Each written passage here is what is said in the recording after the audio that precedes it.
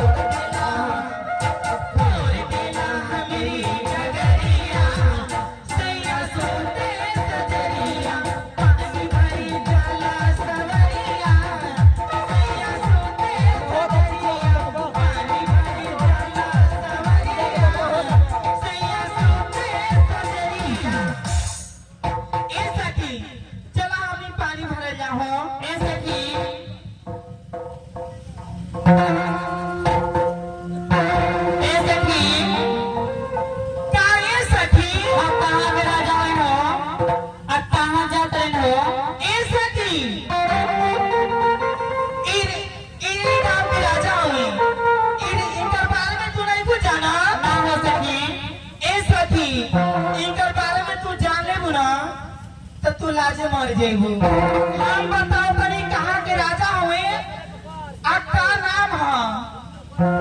अरे सुना सुना हो सखी, हमारी बचनिया सी। अरे सुना सुना हो सखी, हमारी बचनिया सी। सुना सखी ध्यान वाला गाई रे सहेलिया।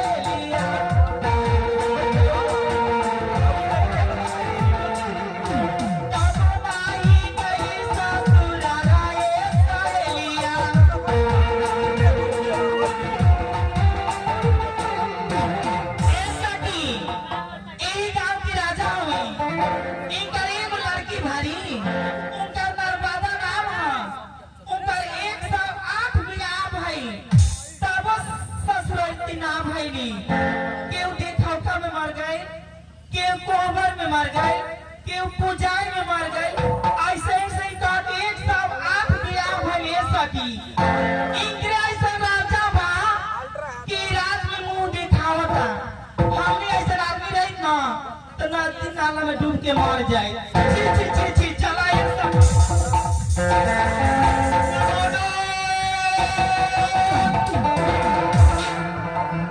नर्मदा ये सब क्या कहवाती हो नर्मदा ये सब क्या कहवाती हो हम कैसे जिंदा रहे कहाँ जिंदा रहे भाई एक काम करो अब लोगों की तरह बर्दाश्त नहीं हो रहा है नर्मदा के पास खबर बुला नर्मदा को कहाँ है उससे बुला रब सिखा नहीं जन बुला नर्मदा को बबनी नर्मदा हेलो बबनी नर्मदा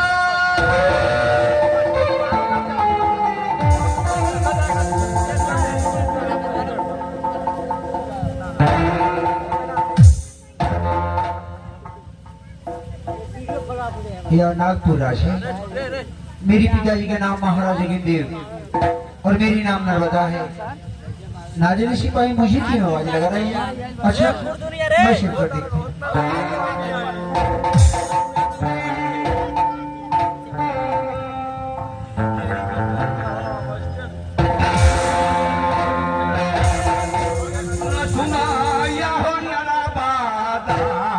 सुना हमारो रे बांझू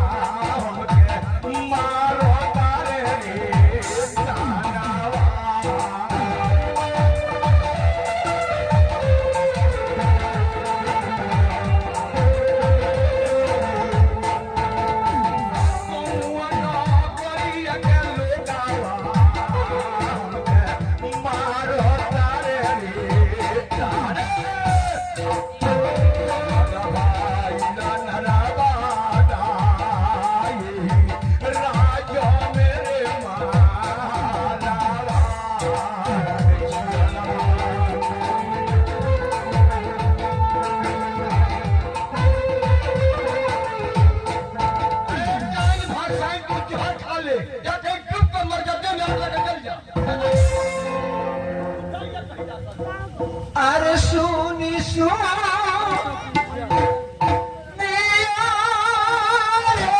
पिता